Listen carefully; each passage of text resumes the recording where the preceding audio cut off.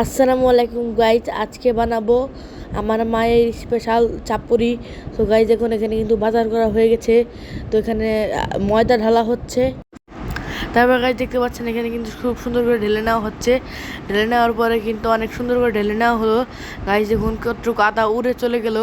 তারপর গাইজ দেখুন এখানে কিন্তু আমাদের সুন্দর একটি জুতার আলনা দেখা যাচ্ছে। এই জুতার আলনাটি আমরা নিয়েছি A to Z furniture corner থেকে। হি হা হা। তো এভরিওয়ান দেখতে পাচ্ছেন এখানে কিন্তু আমরা সার্ফ এক্সেল আমার মা ঢেলে নিচ্ছে গাইজ। এটা হচ্ছে একটা সার্ফ এক্সেল যেটা 1 কেজি ওজনের। গাইজ এখন কিছুটা সার্ফ এক্সেল পড়ে যাচ্ছে। তারপর গাইজ একটি ম্যাগি কিনেছি। ম্যাগি আমার মা খুব ম্যাগি পছন্দ করে, আমিও পছন্দ করি, আমার ছোটো ভাইও পছন্দ করে। ম্যাগি আমাদের শরীরের জন্য খুব ক্ষতিকর নয়, খুব ভালো। তারপর গাইজ দেখুন এখানে কিন্তু সাবান কিনেছে। তারপর একটি মুরগি কিনেছে। তারপর গাইজ দেখুন এটা কি, এটা আমি জানি না, মূলা শাক। তারপর গাছ যখন এখানে কিন্তু মরিচ বেছে নেওয়া হচ্ছে। তারপর গাছ যখন এখানে কিন্তু মুরগি কেটে নেওয়া হবে। তারপর গাছ দেখতে পাচ্ছেন এখানে কিন্তু এই মেহেদি পাতা কিনে নেওয়া হয়েছে। আমাদের টাকায় মেহেদি পাতা পাওয়া যায়। তারপর গাছ দেখুন এখানে কিন্তু মূলা কিনে নেওয়া হয়েছে, মানে মূলা শাক আর কি যাকে বলে। মূলা শাকের পরে গাছ দেখুন এখানে কিন্তু মুরগি কেটে নেওয়া হচ্ছে। মুরগিটা অনেক সুন্দর গাইস, কারণ এই মুরগিটা আমরা সবসময় খাই। কারণ এই মুরগিটা ডিম পাড়া মুরগি, লাল মুরগি বলে আমাদের এই জায়গায়, আপনাদের ওই জায়গায় কী বলে আমরা জানি না। তারপর গাছ দেখুন মুরগিটা অনেক বড় ছিল। তারপর গাছ দেখুন এখানে কিন্তু মুরগিটার পেটে হলুদ হলুদ সুন্দর সুন্দর ডিম ছিল। এই ডিমগুলো কিন্তু খেতে অনেক মজা লাগে।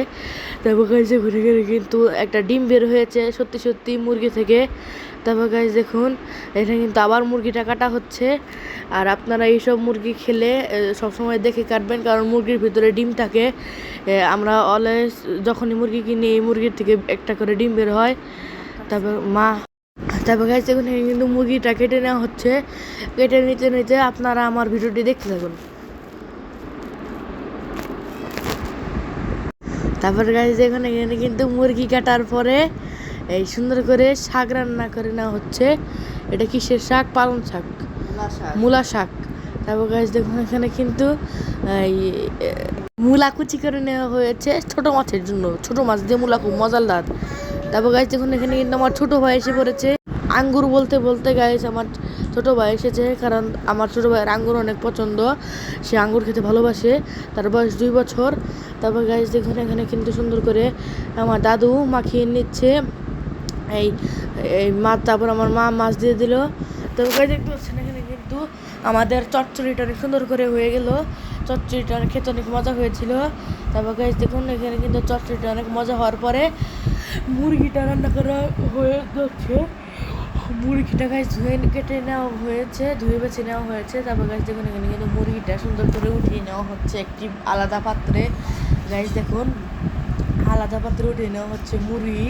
এই মুরগিটা কিন্তু অনেক সুন্দর একটি মুরগি।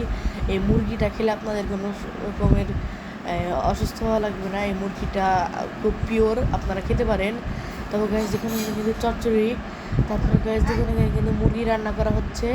কিন্তু মুরগি রান্না করার আমরা কিন্তু কয়েকদিন ধরে বাটা মশলা দিয়ে তরকারি খাচ্ছি, কারণ আমাদের গ্রামে যাওয়া হয়নি।